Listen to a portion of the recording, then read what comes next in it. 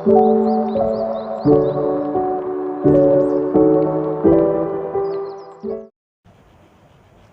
I will briefly explain sales tax and service tax, which are both forms of indirect taxations. Sales tax is a consumption tax levied by the governments on the sales of goods and services. It is typically collected by seller at the points of sale, and the amount varies based on the value of the goods or service being sold. The tax is then remitted to the government. It is an indirect tax, meaning that the tax is passed on the consumer rather than being paid directly to procedure or service provider. On the other hand, there is service tax. Service tax is a tax levied on a service provided by service provider to customer. It is imposed by the governments on the transactions value of service rendered. Like sales tax, service tax is generally an indirect tax, meaning that business collect it from consumer who avail of service and then remitted it to the governments. Service tax applies to a wide range of service, including professional service, telecommunications, insurance, and many more. So now I want to talk about the structure and type of SST. Sale and service tax. Sale tax is typically a single stage tax applied at the point of sale when a good are transferred from the manufacturer or product sold to the retailer or end consumer. There are two types of sale tax, which are single stage tax and multi-stage tax. Single stage tax applied at a single point in the supply chain, usually at the manufacturer or importer level, will multi-stage tax applied at each stage of production or distribution. Meanwhile, service tax is levied on specific service provided by business to consumer. Service tax is generally calculated on the service fee or the value of the service rendered. The type of service tax are specific service tax and general service tax. Specific service tax apply to particular category of service like telecommunication, transportation, hospitality, and general service tax. Broadly apply to all service unless accepted. So that's all from me. Understanding the differences between SST and GST is crucial in appreciating how this system impacts taxations. SST is a consumption-based tax that is separate the taxations of goods and services into two distinct categories: sales tax on goods and service tax on service. In contrast, GST is a unified tax system that combines the taxations of both goods and services under a single law. While SST operates with separate tax regime for goods and services, GST integrates them into one framework. SST collects taxes at the point of sale for goods and the point of service for service. On the other hand, GST is collected at every single stage of the supply chain, from manufacturing to retails. Additionally, SST differentiates tax rate for goods and services, where GST uses uniform tax structure with multiple slabs.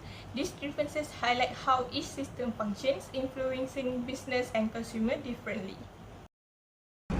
The Sales and Services Tax, or SST, provides several important exemptions that benefits individuals and businesses. Starting with the sales tax, essential goods such as food, healthcare products, and other basic necessities are exempt to ensure affordability for everyday consumers.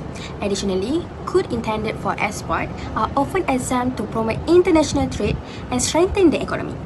Agriculture products such as raw and unprocessed items and raw materials are used in manufacturing are also exempt, to encouraging local industry to thrive by reducing production costs.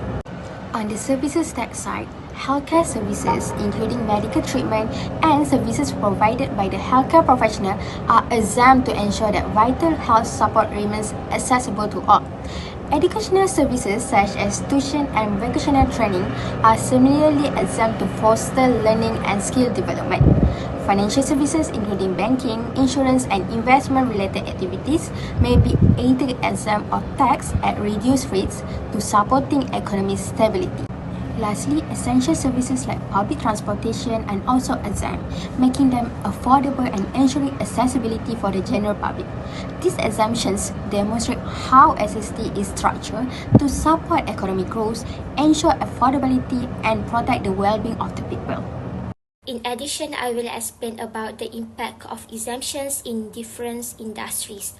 The exemptions under the sales and services tax have a significant impact on various industries.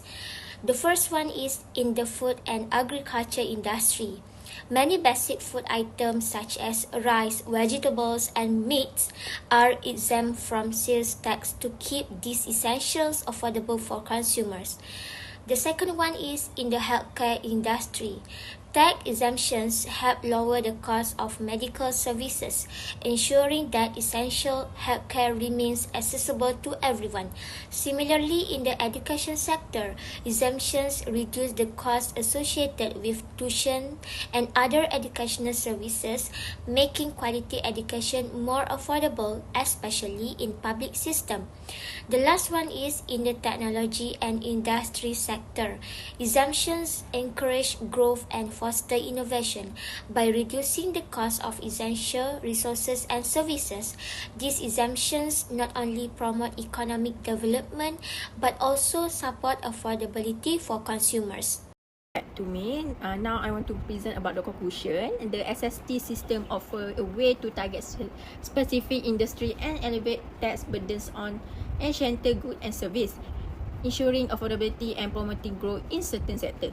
However, its dual structure and limitation on input tax credit can create inefficient and challenge for business. Whether SST is an optimal solution depends on the local economic context, the administrative capacity of tax authority, and the broader goals of simplifying the tax system for countries or regions looking the streaming taxation. GST could provide a more efficient and comprehensive framework. However, in some cases, SST target approach may still prove beneficial for specific industry and sector that require tailored support. So that's all from me. Thank you.